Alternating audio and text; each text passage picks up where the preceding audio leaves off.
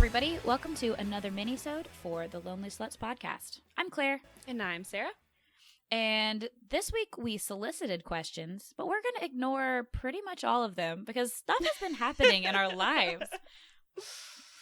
Yeah, so you guys sent in, there was actually some good questions this time too. We'll definitely circle back to them, but just because this was a busy week in our lives, we figured we'll just touch base on a couple of them, and then later on the other ones will be addressed. Yeah, we're going to utilize this while we have content from our lives. So, on our last minisode, I brought you up to date on the fish pick saga, which I thought was over, but this week I'm back and I have some answers. So where we left off, I was like mostly just confused about what happened. But then this last weekend, I think I found out. So I was on the Snap map, as one does, check people's locations on the Snap map, and I saw that Fishpick was in town. Not only was he in town, he was like 2 blocks from me. And I was like, that's pretty fucking weird. And so I look on his story, and it is a girl.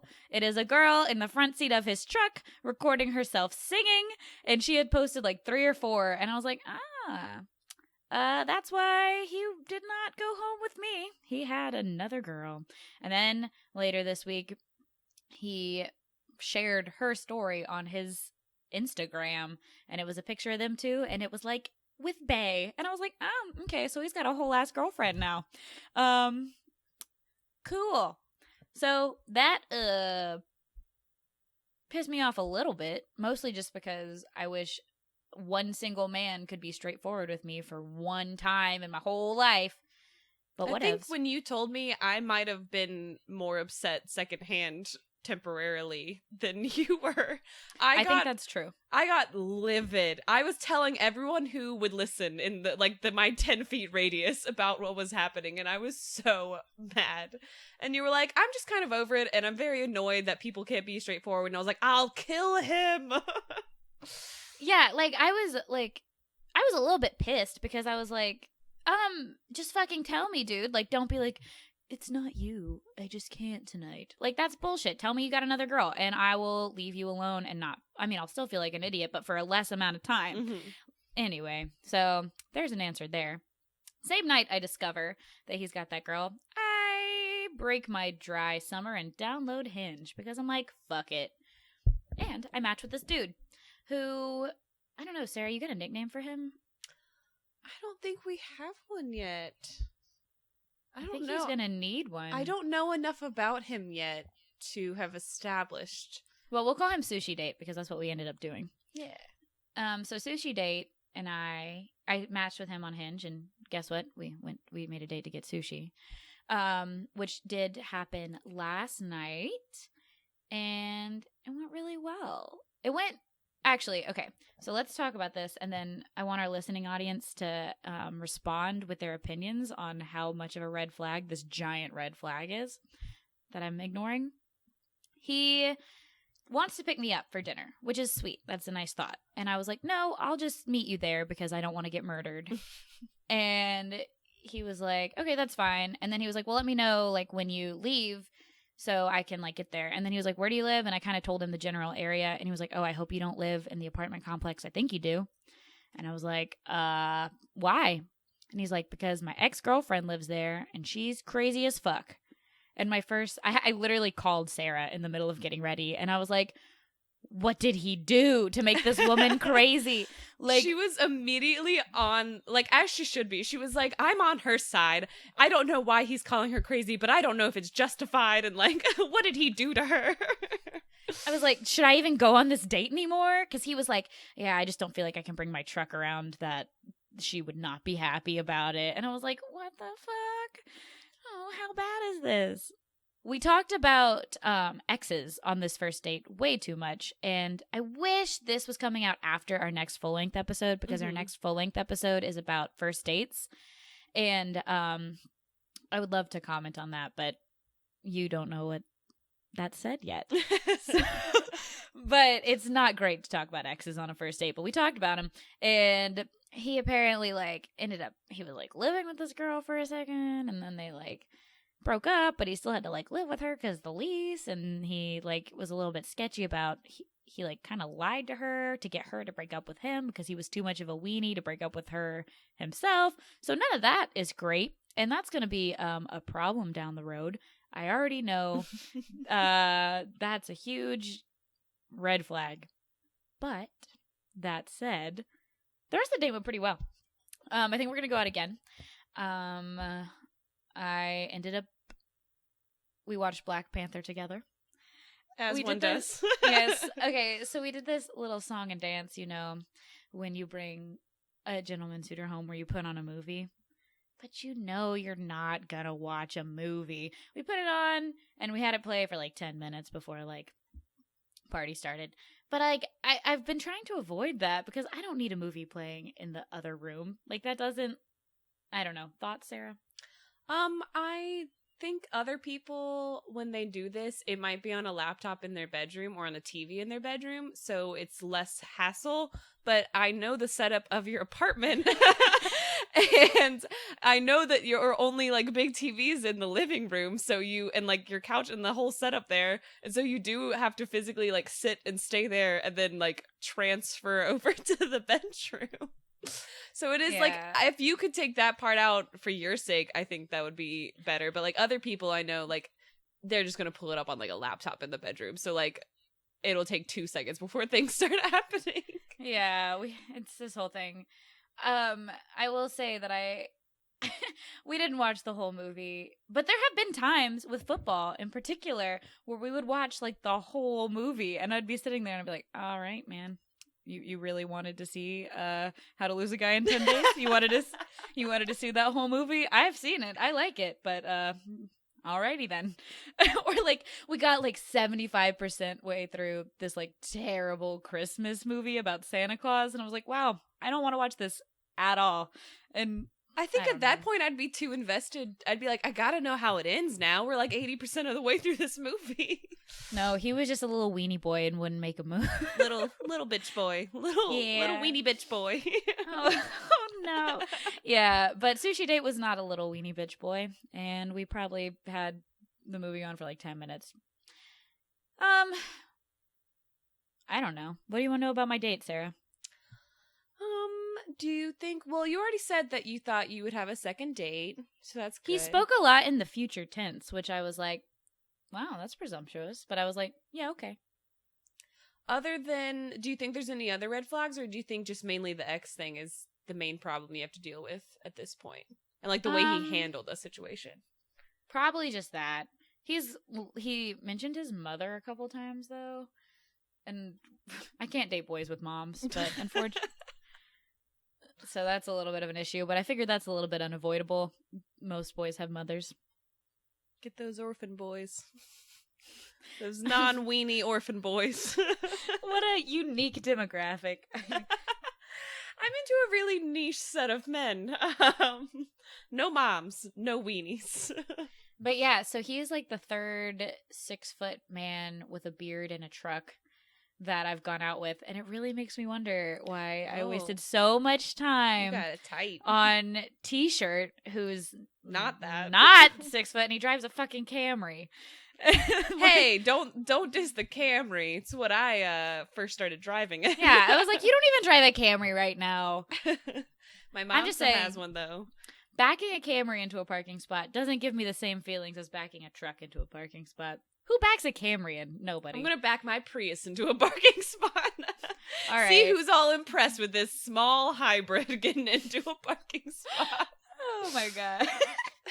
But yeah, so all that was really established after this date is that I definitely like men. I'm a big fan of boys.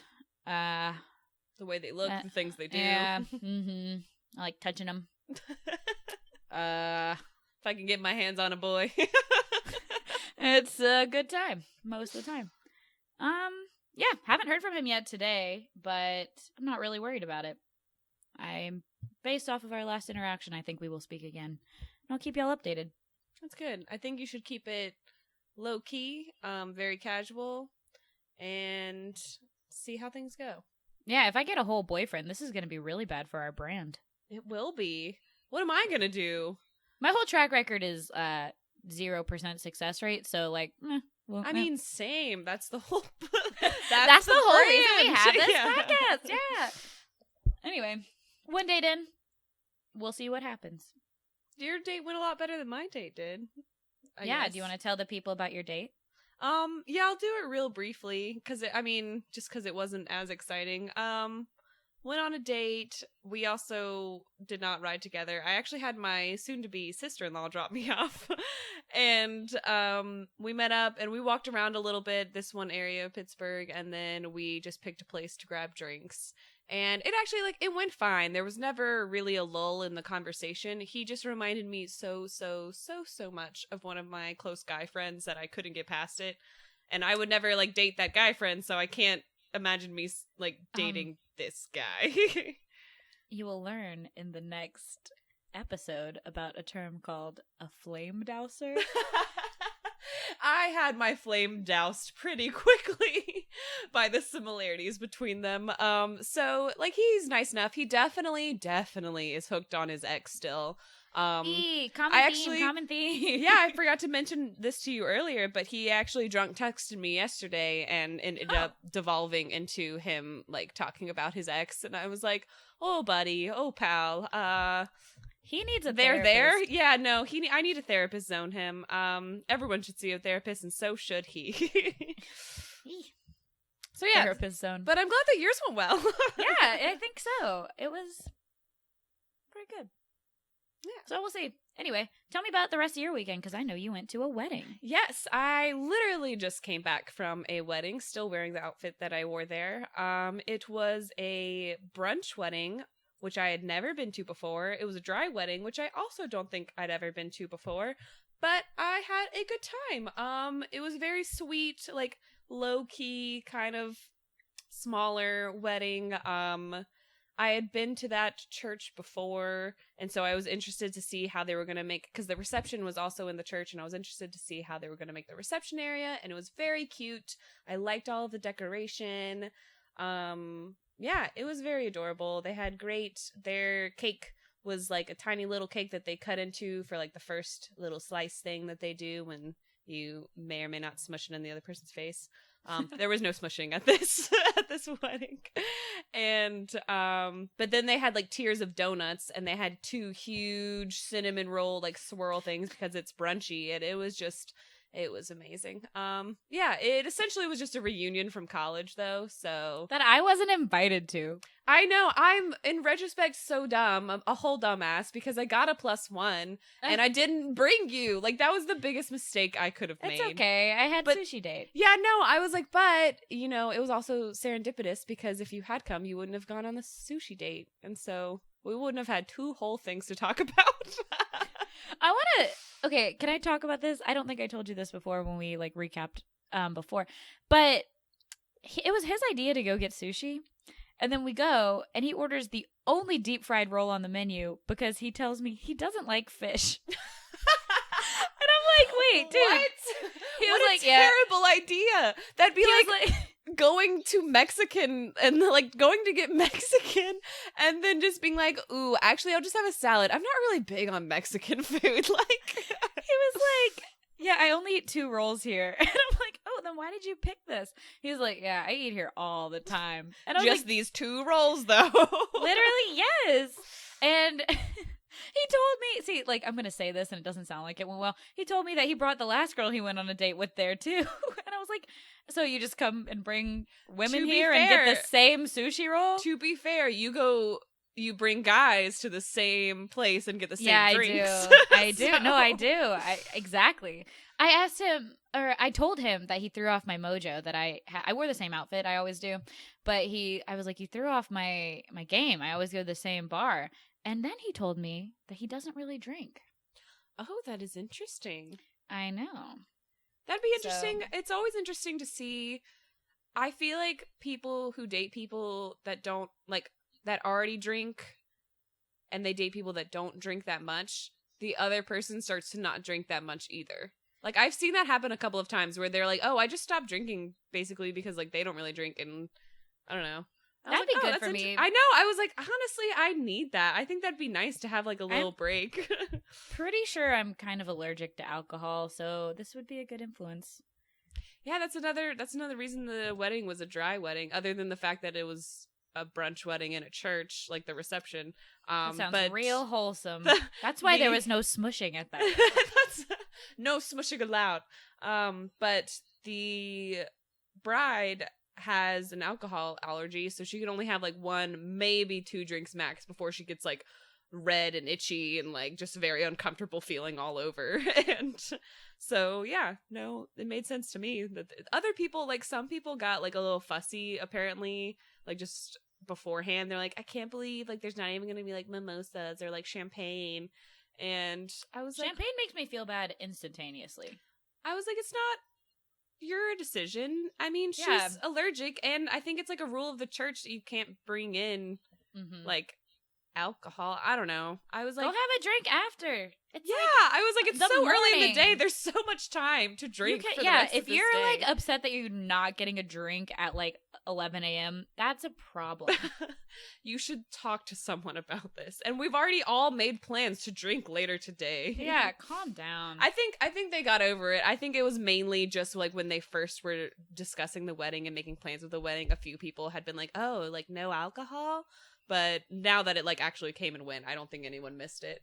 Okay, I have 2 thoughts. The first is, this is controversial, but I think alcohol is overrated in general. I think the people put too much on it, and I think alcohol is overrated.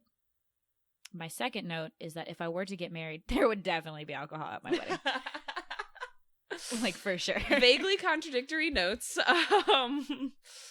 I don't know. I like every time I go to a wedding, I think it's so like I think the wedding's so nice. I just can't like imagine my family doing that, especially with alcohol. Like my family would just be a riot.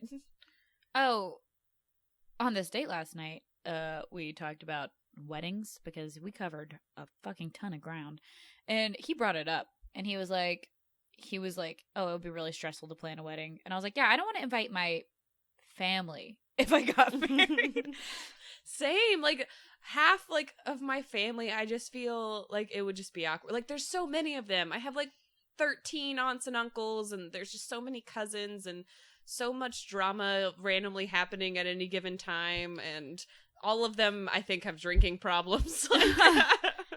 Well, I have like a lot of drama. Like my parents are divorced, and then my dad's he's not his current wife and her family. Do I invite them? Because and then like my grandma, my cousins don't get along, and then I'm like, maybe I just won't get married ever, and then I won't have to deal with it. Yeah, I think that's where I'm at right now.